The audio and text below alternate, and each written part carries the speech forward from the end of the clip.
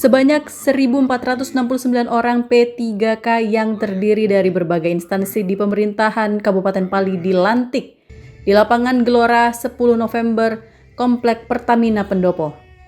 Perasaan haru dan bahagia dirasakan oleh ribuan peserta yang dilantik pada hari ini setelah pengabdian dan penantian panjang. Hari ini terasa terbayar lunas.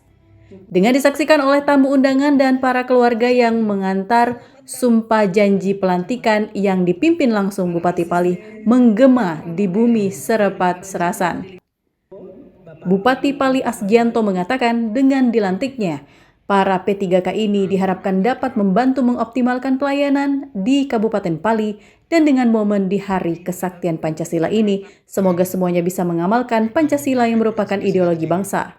Bertepatan dengan kesaktian Pancasila, kami mengharapkan seluruh elemen kalau kita harus dan wajib mengamalkan Pancasila. Ini jadi pesan-pesannya, jangan kita tahu Pancasila tapi sila 1 sampai sila 5 tidak pernah kita amalkan, tidak pernah kita pahami. Mudah-mudahan di momen ini menjadi tonggak sejarah untuk Kabupaten Pali. Kepala Badan Kepegawaian dan Pengembangan Sumber Daya Manusia, Iman Syah, berharap kepada 1.469 yang baru dilantik ini dengan semangat baru mampu lebih mengoptimalkan lagi pelayanan di Kabupaten Pali. Jadi semangat baru dengan bisa mengoptimalkan pelayanan publik dari pemerintah Kabupaten Pali ini ke depannya supaya lebih optimal lagi.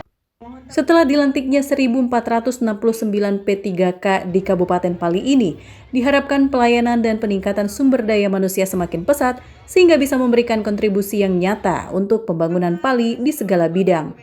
Sehingga tercapai Pali sejahtera menuju Indonesia Emas. Dari Kabupaten Pali, Sumatera Selatan, Bisrun Silvana Ainus melaporkan.